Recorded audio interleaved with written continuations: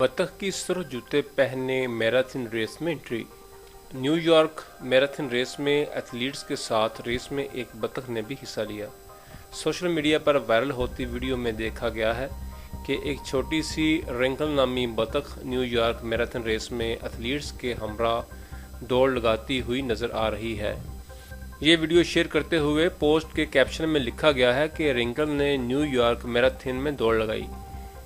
Post caption में मज़ीद लिखा गया है कि अगले साल ये इससे भी अच्छा परफॉर्म करेगी।